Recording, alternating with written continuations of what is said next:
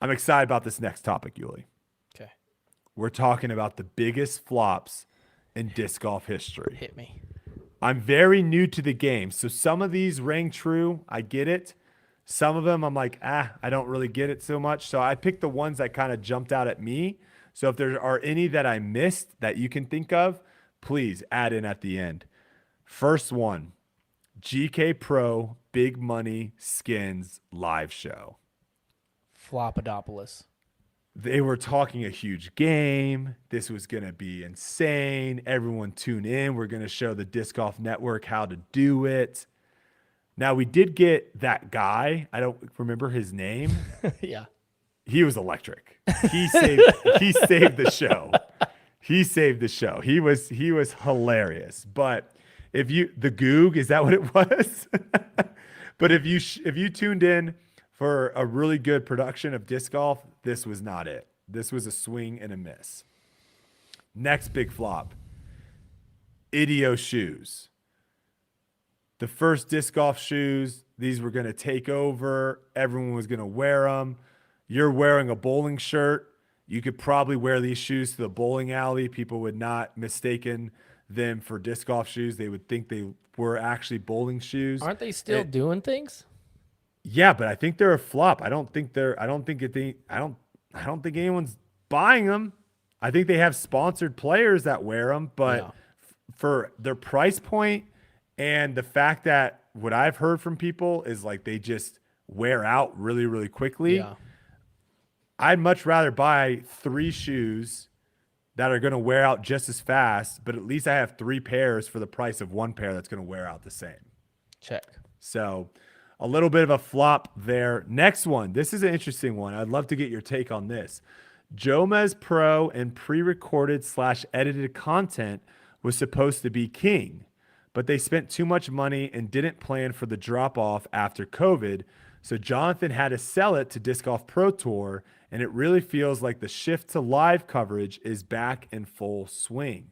Now, some speculation here on them selling it to Disc Golf Pro Tour and stuff, but my question here is more towards what are your thoughts on is pre-recorded, edited content? Is that dipped a little bit more and live streaming going up, you think? I do think so, but I don't think it has anything to do with Jomez Pro. Nothing's changed. The content's still great. It's the same. It's the same content. It happens the same time. Nothing ever stopped. Mm-hmm. It's always been there. So that's like kind of silly to me. Yeah, I don't know if I would consider this necessarily a flop. It got a lot of likes. Yeah, and let's not forget what Jomez did for the game. Yeah, can you really flop when you have that big of an impact? I don't think you can. I don't think you can flop when you've literally single-handedly changed the way that people watch disc golf. Yeah, I agree with you there. So that's like, I feel like that's not a flop. In fact, it could be like the opposite. Yeah, I would definitely opposite. I'm gonna read some comments. If you think this is a flop, let me know. There was a decent amount of people on the Facebook comment that liked it or whatever. Yeah, so yeah. a lot of people I see the point as far as whatever, but like I said, nothing's changed, and for what they did for disc golf, yeah, it's kind of nuts when you think about it. Next one. This isn't the biggest flop, but it played a big role in her career. Paige Pierce not getting 1,000 rated at a couple years ago. So much hype, prep behind it. They even had a special disc already ready to go, but she ended up at 996 before she started to decline.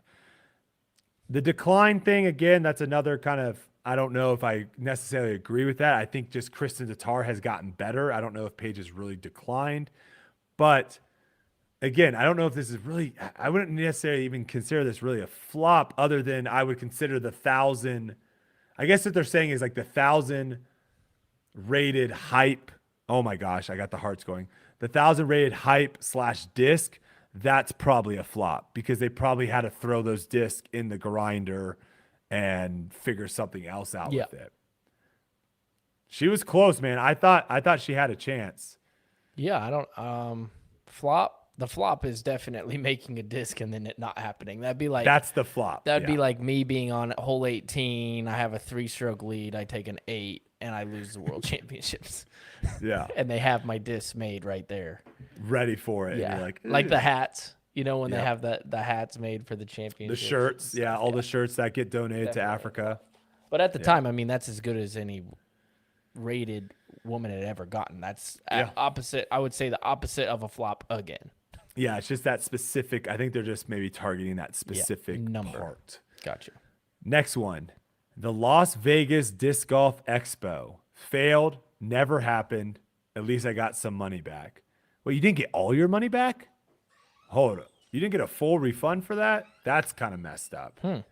I don't know if that's true or not, but yes. Then the it's Las not a Vegas, flop for them because they still made No. a little cheddar. Yeah, they got some money, I guess. Or who knows? Maybe I think they probably spent a lot of money doing the marketing for this. You remember this thing? This thing was supposed to be huge. It's supposed to be massive. Yep, I And yeah, never happened. Never happened. Last one. I don't know anything about this one, so please let me know. It was one word, Vibram. Oh yeah, flop. What is that? Vibram discs. Oh, it was discs. Yeah, Vibram discs. It used to be the Vibram Open. I've heard of that. Yeah, I didn't know. So Vibram they were actually sponsored made by discs. Vibram, which is the company that makes the soles of all the good shoes, like Okay. whatever the best shoes back then, maybe probably still are made by Vibram Rubber, and they came out with discs. I heard they might make a comeback from somebody actually, so Oh, it might not be a maybe flop. not a flop. Maybe not Maybe a flop. resurgence right there. Yeah. What up? Any But- flops we missed? Yes, there's one flop. Ooh. And I'm going to catch some heat for this. But there's one shot that saved this from being a humongous flop, and it was James Conrad throwing it in on the last hole. The Utah World Championships Yeah. was a Flop. flopodopolis. Yeah. Don't even get me started about the driving range. Am I Yeah, right, though? You are right. There was so much But he bad. single-handedly Yes. saved that thing. I think 5-10 years from now, no one will really even remember that. Nobody. No one will remember all the crap. Nor should they. No one will remember all that stuff that went down, how terribly run that tournament was by the PDGA.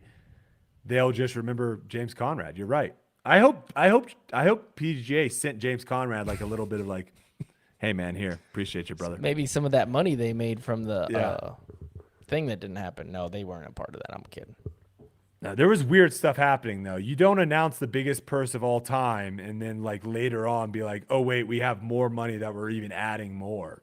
That's so weird. There was so much weird stuff going. Go back and listen to some of the podcasts that we did. I think this was on debate night actually. So before Tour Life, go back and listen to some of those podcasts. There was weird stuff going on all over that tournament. Yeah.